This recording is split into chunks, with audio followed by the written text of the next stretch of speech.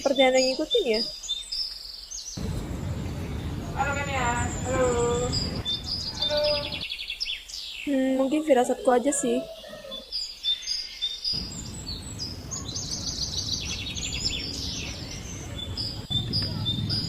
Hai, aku Valen. Aku adalah mahasiswa pertukaran pelajar dari Universitas Negeri Kalimantan. Aku pertukaran pelajar ke Universitas Swasta di Jogja. Aku masa pertukaran di Jogja sekitar 1 tahun dan saat ini aku masih belum punya teman dekat. Pagi ini adalah jadwalku untuk kelas pagi. Tapi sebelumnya aku mau mengerjakan tugas dulu karena deadline tugasnya sebentar lagi.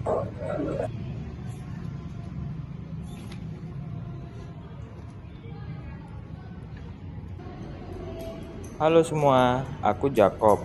Aku mahasiswa di sini. Tadi aku lihat ada cewek jalan bersama denganku. Dia sangat cantik. Tadi sih aku lihat jalan ke kelas belajar. Dia lagi ngapain ya di situ? Jadi aku duduk dulu deh.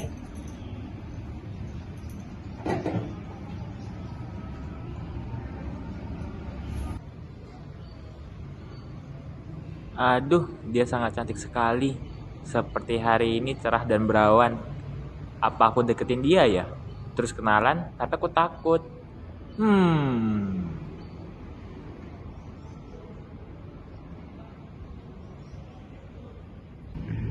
Hai, aku Gio.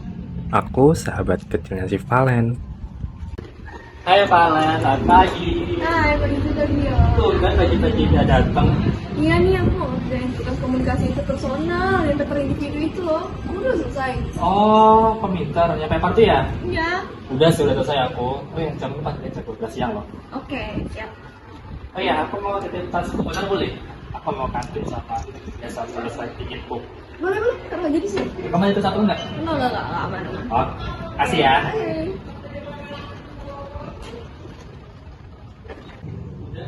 Gio pun pergi menuju kantin dan meninggalkan Valen di teras belajar. Jacob yang melihat kesempatan emas ini, dia cepat-cepat jalan menuju ke Valen.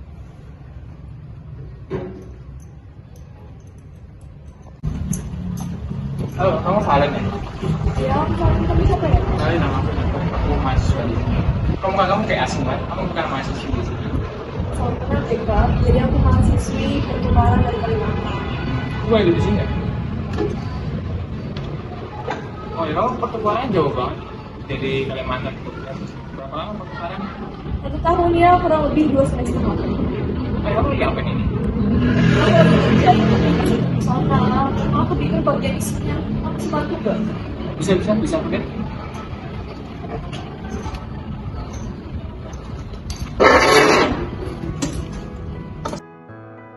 Valen mempersilahkan Jacob untuk melihat pekerjaannya, dan Jacob menjelaskan isi tugas tersebut kepada Valen.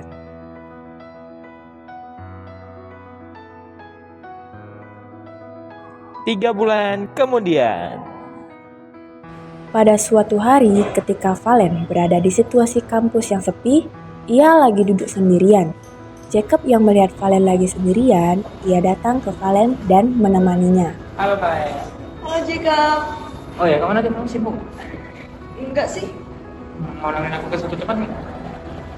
Boleh habis kelas ya tapi? Oke, aku tunggu di sini ya. Oke.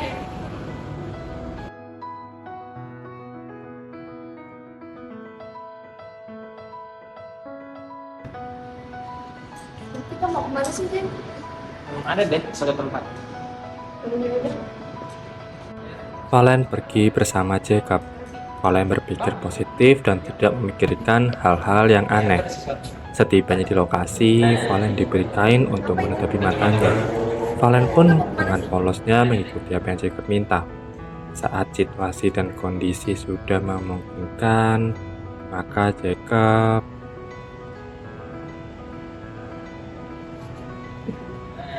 Ayo, jalan.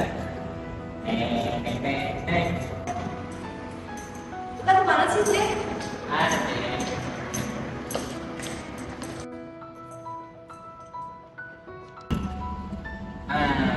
Bagus kan? Wah, bagus banget. Kamu kok tahu tempat kayak gini sih?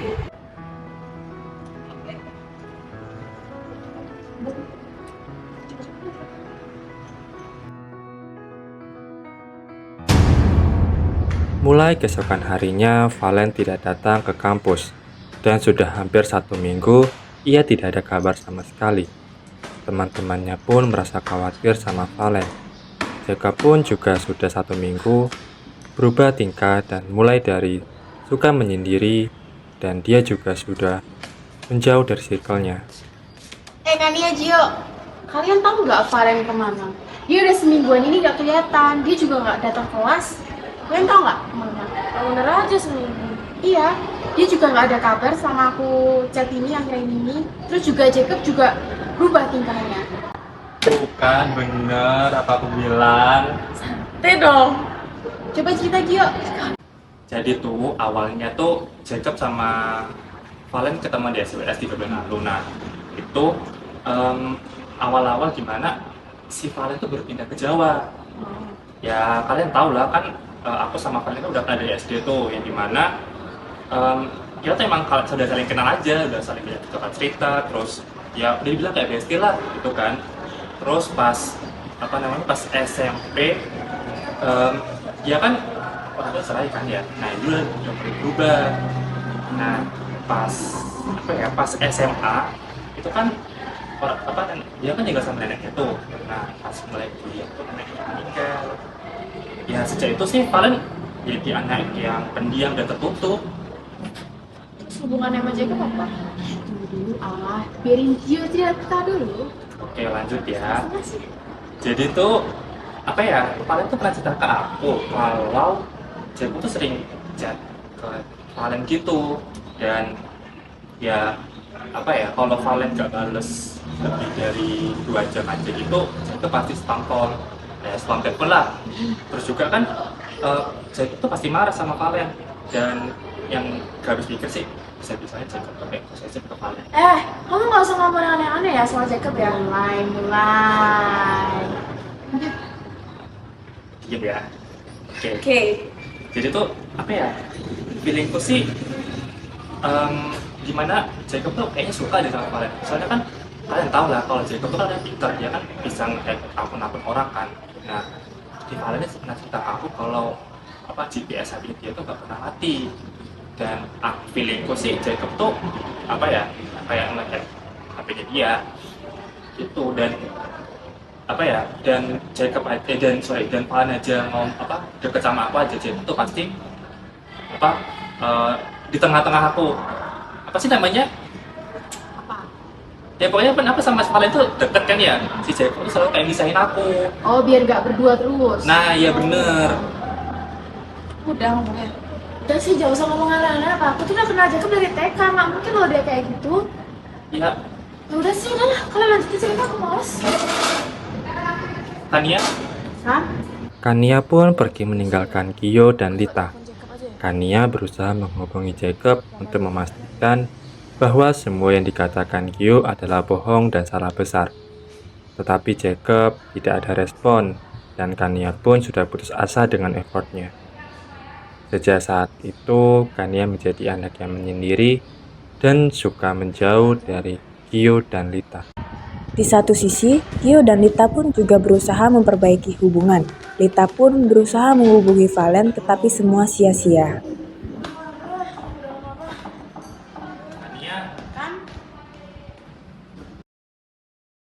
Kania memutuskan untuk keluar dari circle-nya dan grup WhatsApp. 2 minggu berlalu. Keadaan pertemanan mereka tidak ada ujung baiknya. Malah semua menjadi berantakan. Valen tiba-tiba keluar dari grup chat, dan Jacob pun juga keluar. Hanya Lita dan Gio yang tinggal di grup tersebut. Tetapi Lita dan Gio pun tidak putus asa.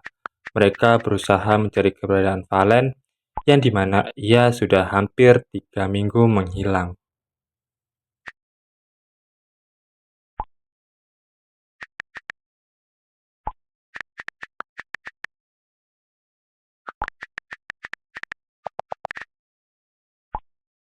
Valen pun mendapat pesan jika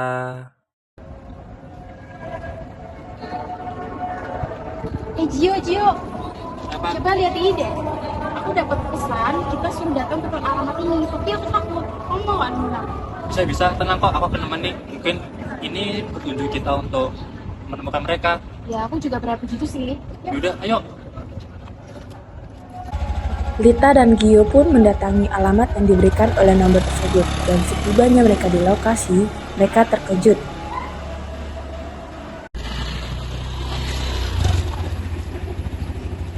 Kita Gio kalau Lid tenang. Lid tenang, Lid. Gak bisa, Gio, aku lihat muka dia tuh aku emosi banget. Udah tenang, hanya Jacob yang tahu di mana keberadaan Valen. Mbak, dia tuh bikin aku Udah. Mendingan kamu dulu di situ, nanti kalau udah siap Jacob. Gimana kabarnya? Baik, kamu gimana kabarnya? Baik juga. Udah lama ya kita nggak ketemu. Iya. Gimana? Oh iya, aku boleh jujur nggak sih? Iya, kenapa? Jujur yang terjadi sama Valen. Iya, gimana bisa? Jadi, tapi kamu sebelumnya jangan marah atau emosi, tapi kalau kamu misalnya mau kecewa sama aku ya nggak apa-apa. Karena aku juga agak tenang semenjak terjadi seperti itu. Oke, aman. Nah, jadi sebenarnya waktu kejadian itu aku entah sengaja atau nggak sengaja aku mencium Valen. Dan aku bingung gimana. Maksudnya, ya sebenarnya yang terjadi ya, yang sebenarnya terjadi itu realistisnya aku ingin ngajak Valen itu cerita di sini. Tapi entah kenapa pada saat kejadian itu dia terpleset dan dia megang bahu aku dan kita saling ciuman. Nah, terus aku bingung apakah itu sengaja atau enggak. Kamu gimana? Terus sekarang Valen gimana? Nah, aku juga nggak tahu karena aku selama ini nyari dia tuh dia nggak tahu di mana. Sampai aku telepon nggak diangkat, terus katanya dia mundurin dari beasiswa. Nah, aku bingung dia gimana sekarang. Terus gimana ya? Kita sama Kania itu sudah nggak ada hubungan lagi.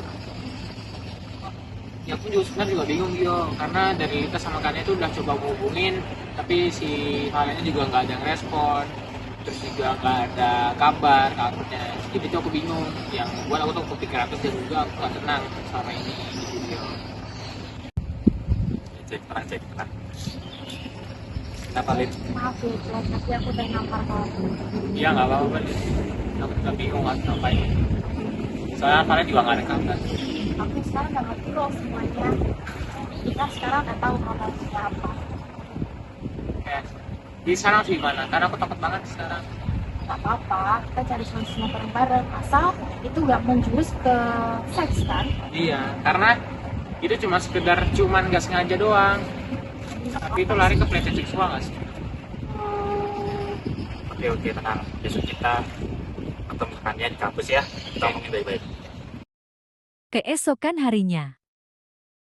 Gio, Lita, dan Jacob pun janjian untuk bertemu untuk memecahkan masalah ini. Saat mereka janjian, mereka melihat Jack, itu kayaknya enggak sih? Oh iya. Kenapa ya? Kita samperin? Yakin? Ya, siap gak siap sih, harus siap. Oke, kita berdua aja. Lita dan Gio pun datang menghampiri Kania yang sedang duduk. Kania yang terkejut melihat mereka langsung ingin membereskan barang-barangnya.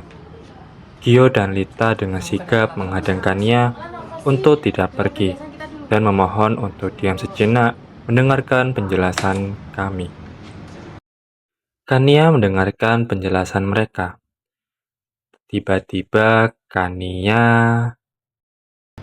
Udah cukup bacotnya. Kania tenang dulu.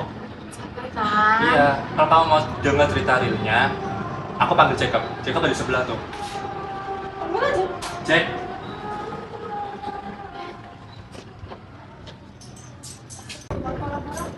Jack, jelasin apa yang terjadi sama Valen. Oh, Jack, dia gak percaya. Iya. Kamu jawab tuh. Jadi kayak gini. Jacob menjelaskan semuanya kepada Kania apa yang sebenarnya terjadi. Dan Kania pun percaya dengan apa yang dikatakan Jacob. Tiba-tiba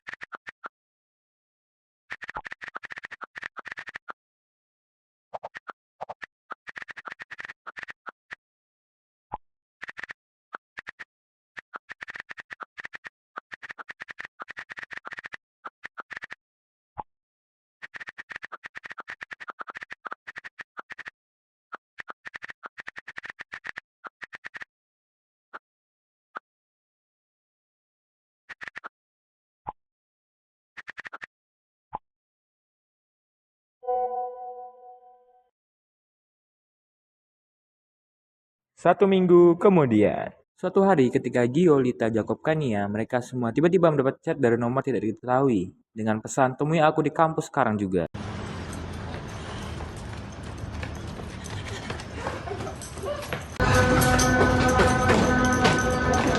Valen? Valen? Valen ini kamu? Gak mungkin. Kok kalian bisa di Jawa lagi? Kamu dari Kalimantan? Aku kembali ke Jawa karena aku merasa itu aku nggak tenang. Nah, kenapa Nen? Aku bisa jelasin semuanya. Aku bisa jelasin semuanya, Nen. Nggak Jack, jadi gini sebenarnya juga aku dari awal emang suka sama kamu. Aku suka sama kamu dari awal terus aku juga suka waktu kamu tersebut. Dan tentang malam itu aku benar-benar minta maaf karena aku benar-benar kepleset dan aku nggak tahu kalau kamu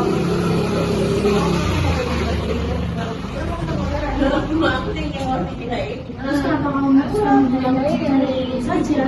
Lama-lama lagi. Terus kenapa kamu memutuskan kontrak dengan kampus kita? itu aku tuh karena salting, jadi kesaltinganku itu mengubah sifatku dan memutus kontrak itu karena aku cuma menghilang selama 1 minggu tanpa surat kabar. Jadi agenku memutuskan untuk ya yang pertama masalah aku tidak menghubungi kalian itu karena aku dicopet di Malaysia. Kamu anjir, plot twist. Yang anjir semua ini salah pahaman. Karena sate. Jalan, males.